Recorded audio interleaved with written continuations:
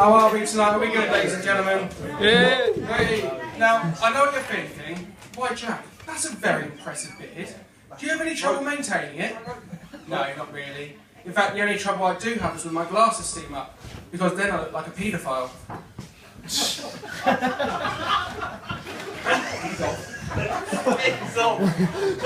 Got there eventually, and that's the main thing. And I can't help the way I look, which I get from my dad, by the way, and he's not the best looking bloke in the world. And in fact, he's got a jar head.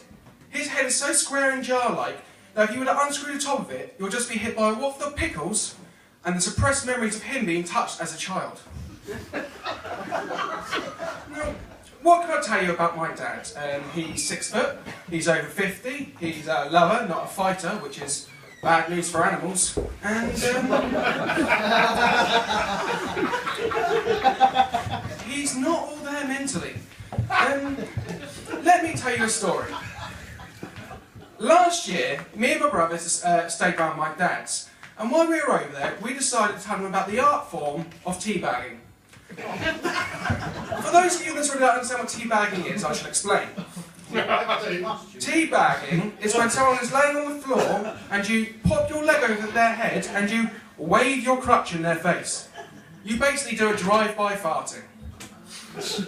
And I must signify the importance of doing it over someone's head and not over an actual cup of tea, as my mate's dad found out quickly before a short trip to hospital.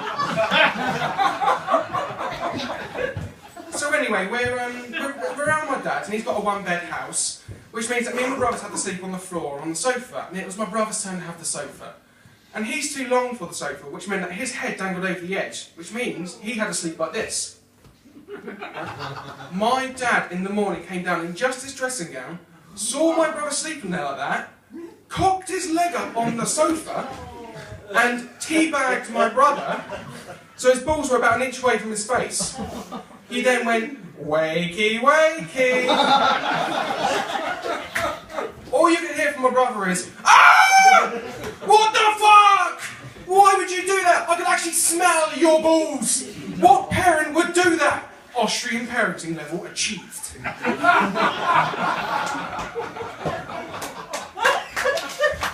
But don't worry, we got our own back. Before we left, we decided to stuff my dirty boxes down a Pringles tube and then put the Pringles on top.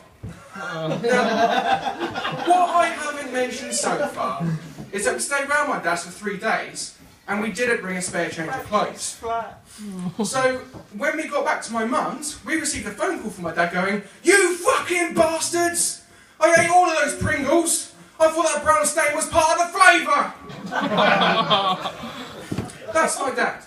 Let me explain to you my mother. My mother is baby crazy, right? So much so that she still lactates milk. Honestly, we could take her to Africa and we could end world hunger. And it's this craziness that has led her going on to online dating sites and going to me and my brother. Would she get it? You wouldn't. Sorry. And not only that, she would try and pimp out the girls in the photos to us, which is just weird. And there are some things in life you just don't want to hear. And hearing your mum describe a woman's breasts as though they were your dad's testicles is one of them. Oh look, shaven! Oh, what about this one? She's got a lovely slim body, but her tits are a bit droopy. Which is just great, because now I can't get the image out of my head of my dad having droopy balls. And every time he's having sex, he swings back, his balls spank his ass, and every time he thrusts forward, he gives my mum a black eye. And...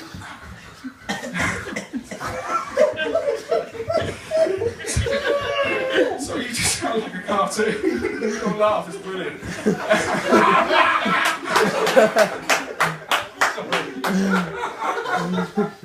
Oh, God. Luckily though, my parents are divorced, so I never have to figure out if that image I had is actually true. But my dad, he does have a girlfriend, and she's lovely and all, but she will hug you over absolutely anything. It could be something as simple as like taking out the trash. Oh, thank you, Jack. Or wiping the skidders off the toilet. Oh, thank you, Jack. It's so annoying. It seems like it's every 5 fucking minutes. So now what I do when she does it, I go, no, you're giving me an erection. She hasn't done it since. And what else about my family? I've got 3 brothers. I've got 2 younger ones and an older one. And he's just moved into his own house. He's installed a landline. Who here has a landline? Why? All you do is you get sales calls on it, right? My brother is so sick and tired of it that he now tries to convince them they've called the wrong number. So when he hears, "Hello, my name is Derek, I'm calling from British Gas," he goes, "Circumcisions are us. You flop 'em, we chop 'em."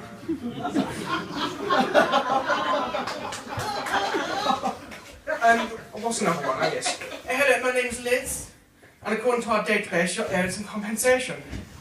Portsmouth Contraception Clinic, you import them, we abort them."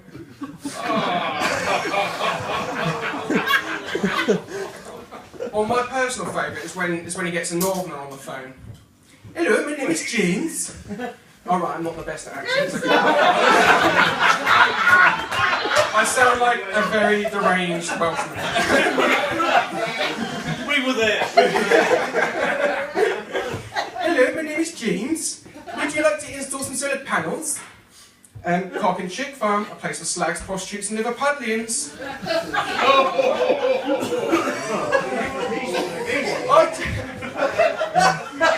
I dare anyone to say that to a northerner, because they either hang up or they go, "Cock and Chick Farm, a place for slags, prostitutes and Liverpudlians? That's disgusting."